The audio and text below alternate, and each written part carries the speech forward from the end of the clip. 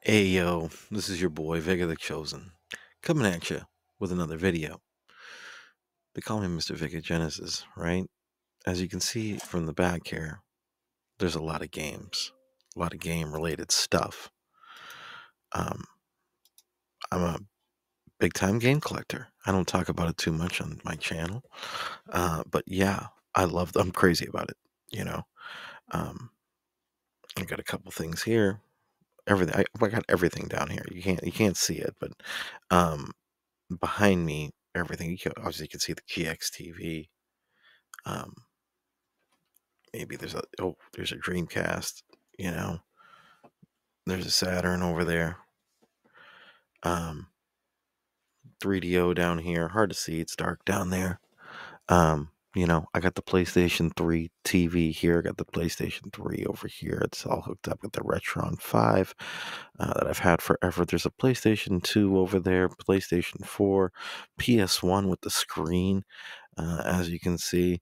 And just, here's a portable Super Nintendo right there on the table, right? There's a lot of stuff going on over here. I'm real into it. Um, with that being said, years ago, um, I used to make a lot of bootleg games um, for Dreamcast, the Sega CD, and the Sega Saturn. Um, they're easy games to burn and just kind of play. Saturn's a little harder. I had to mod the system for that, but it wasn't a difficult mod. It only took me, a few minutes. You got to take the system apart, and then you got to do some wizardry, and bam, you're in there like swimwear. All right. And once you're in, and then you can play the burnt games. It's nice being able to play burnt games because with Sega Saturn, Sega CD, um, they can be quite expensive. With Dreamcast, I have a pretty extensive Dreamcast collection.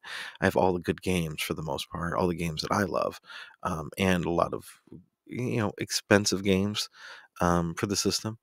Um, but For the Dreamcast, I like to burn and play the homebrews on the Dreamcast on OG hardware on the TV you see behind me. Well, that will go things like Splatterhouse, as we see over there, the art over there, um, among other like beat 'em ups. Not so much Final Fight, um, but you know, kind of like these beat 'em up hacks, and you can get different ones of like turtles, and maybe you can get Final Fight. Streets of Rage. It's called Beats of Rage, and they do these ROM hacks of all these different kinds of styles of beat 'em ups of 80s and 90s nostalgia stuff, and they're a lot of fun. And I like to burn those and play those on the Dreamcast, and along with other homebrew titles. Volgar the Viking was a good one that I liked, that I did. And then, the Sega CD games, some of them can be quite expensive, and just trash, so really not worth it to, buy. And then Saturn, crazy expensive. So, boom, there's that. Now, I've had a PC Engine for years and years and years. I love the PC Engine. I had a TurboGrafx 16 when I was a kid. I still have one. I have a modded PC Engine right below me here that can play both region games, and it's got modded video out with S video, or whatever video it's modded for the Genesis adapter to come out of it. And then you got and then in the other room, I got the PC Engine Duo, right? The CD system, modded with S video and, recapped, all the things, got the hookup on it. Same thing with this one, this mounted PC Engine in this room, I got for $60. Come on, modded, boom, shipped, bam, out the door. Would love to see it. That's why I love video game collecting. So, anyways, we I like to make these games, and I got the PC Engine out there. And I when I used to make these bootlegs, I had kind of like a setup where I would use an old laptop with like a burner that had like different speeds, and I would burn the games at like 2x or whatever it was, and that way you get the nice write speed on there. There'd be no issues with playing it um, on um, on the system. Because sometimes if you're using a fast burner, especially with these old systems, you could find yourself, you know, just making bad discs and them not playing properly and all this stuff. So you want to burn at that lower speed. The lower speed is going to get you what you want. Okay. Um, and so you're trying to look for those things, and I had that laptop that did that, and then I had this Canon MX922 printer, and it printed really high quality. It was a scanner. It did all the things, right? It's like an all-in-one. It's like the best like home printer you could get, right? Really, really solid printer. And with that, you could also burn discs, not burn discs, but like print straight to the disc. And you had to have these certain discs, right? They're white and look like this. We've all seen them before. They're pretty common. And you would just think, oh, this is some generic stupid disc, right? No big deal, right? You just take the Sharpie, you write on it. Oh, nah, haha, good times. But no, my friend, no, it's not necessarily what, yeah, sure, you have the nice canvas to write on there with a Sharpie marker, but if you have one of these fancy printers like a Canon MX922, then you can do stuff like printing straight to disk. And here is World Heroes for PC Engine. So you can see the Hudson Soft, right? And this is, all the things there. Beautiful looking disc, right? Now that is supposed to be like that chrome, that comes on, on the CDs. But obviously these are white, and so it prints that because I have scans of discs. Okay, so you can download scans of the discs online if you do some searching, right? Then you have to do some little legwork. Now, there's some places that will have a big collection of them, and you can go through different games and stuff like this. Um, but that's not complete. So then you have to do a little hunting for them, you know, and you use that like that printer, the Canon MX922, and you can print straight to discs like you see here. Now these were not printed with a Canon MX922. My Canon MX922, the head went bad. I tried to repair the head myself, and it did. It worked for a little bit, and then it went to crap again, and then just got sick of dealing with, there was always an issue with the MX922 for some reason. I mean, not nothing serious, um, but just like it would just randomly go offline, and then it would be like a pain in the ass to get it back online. And it would, because I wanted to be able to print from anywhere in the house. So if I had like a document on the phone, I could print right from that, or if a picture, I could print right from that from the photo paper. Star Parodier, look at that, huh?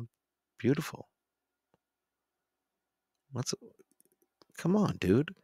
Print straight to that. You can't tell me that that's not nice quality, right? For just chilling at home. And I'm not making these to sell or do whatever. And I don't think you could pass these off as a legit game, unless you were making like a bootleg of a homebrew or something like that, right? Then it would look more okay. I understand this is a homebrew, but with like an official game like this, Star Parodier, you don't really need to you're not going to be pulling the wool over anyone's eyes, and if you are, you're a dickhead. Okay, don't do that. Um, Spriggan too, right? Come on, looks nice, right? And you could see, and it's it's funny too with the scan. Obviously, you have that. It looks you can't have the see the chromey style on the CD, but I like that it still have the scan of that. It's fun. You can also get um, scans of like the disc art, for the packaging and stuff. So you could make CDs, which would be great. You know what I mean? You can have all of them individually, like so it looks more official for your collection if you're into that. Um, I wouldn't personally. Well, yeah, I guess it would depend on what it was, but I personally wouldn't do that. Um, and I'm gonna for these games, I'm gonna just get a CD case. It fits like 100 discs. Put them in that, slap a PC Engine sticker on it or patch, whatever, iron it on there. And then when friends come over, if I want, I just open up the thing and be like, oh, I can just pick whatever PC Engine / Duo game I want to play, no problem. I mean, nothing wrong with that. Um, Now, with these ones, I used a Epsom um, I think it's called an XR7100 printer. And I found one of these cheap on Facebook Marketplace. It's a really nice printer. And it comes with a tray that you can print straight to those white discs. Okay. Now you got to get the printer friendly ones, right? Because they're not all are created equal. And I also would go for some high quality ones like I have here, so you don't run into any issues when you're playing back games on your systems. Once again, using that lower speed to burn. As I was saying earlier, I used to use the laptop to burn and then the Canon MX922. Now I have the Epson um, printer, the um, XR7100 that I use to print onto the disc, excuse me. And then I have a Dell burner. And it's like one of those, like, it's like a laptop burner. Essentially, it's the same size, one of those slim DVD burners, right? Um, a slim DVD burner probably came out of they probably had extra stock over from old laptops they weren't selling anymore, or not including them in the laptop anymore for whatever reason, right? Because you can't get them in laptops anymore. And so they resell them for this, and I got this Dell one for like $10, right? But it writes at multiple disk speeds. Remember I said you want to be looking for ones that the slower you can get it to print, the better, right? That's what you're looking for. But on modern burners, it's kind of hard to find those slower speeds. Like back in the day, you wanted that fast speed if you're going to burn disc for your homie. Oh, we're going to go in the car real quick. You don't want it to take freaking 35 minutes to burn a freaking disc, right? You want it to be like, okay, I'm going to do it in 2 minutes. I'm doing this at like 64 times speed, and this thing's just whipping, right? And bam, 2 minutes later, you got the disc out. You're outie, right? You're in the car. You're bumping Naughty by Nature. Am I right? Everyone's a good day. Kaidan 00. Um, it's a good day for everybody. Um, but you want to find the one that can burn the lower speeds. This particular one, this Dell I have, little slim body, is can do at 10x. It goes like at 10x, like 24x, 32x, 64x. But you want to like look for like sidearms right there. You want to look for like that 1 or 2x. So those are older ones. You're gonna have trouble finding one of those, or like something like really, really fancy. Um, but this one does as low as 10x, and it burns the games just fine. Haven't had an issue with any of these. Um, and and they look great in my opinion. What do you guys think? I mean, look at this game. Is Hawk F123 garbage. Trash. I burnt it anyway, just so I could have it in the collection. Be like, oh, you want to play a trash game? Here it is. God Panic. So yeah, I burnt all the shooters. I also have a bunch of others, I also have a stack of, my own games, like I said, the Rondo of Blood, and Super Air Zonk, and some fun things like that. Whatever, like you see that's missing here, then I have it. I got the Choanikis. And now I'm just happy that I have these now ready to play on my old system. And I just like playing on my original hardware. I have it hooked up to a Commodore 1702 monitor, kicking old school like it's 1992. um, and I like having that little nostalgia, and I can play whatever game I want. And a lot of these games I didn't get to play back in the day because I didn't have a Duo. I did have a TurboGrafx 16, but I never had a Duo. Um, and I always wanted one back in the day because some of the stuff did interest me. A lot of these shooters, which I was always a big fan of. Um, but once again, I never really got to play, so I had to stick to the Genesis for those. Um, and then later on, other systems. Unfortunately, I lost a lot of this, Saturn collection back in the day, and I didn't be able to get a lot of it back. But um, I do still have um, a solid collection, and I burnt all the games for the Saturn that I would want because I can play my bootlegs on there. Bam.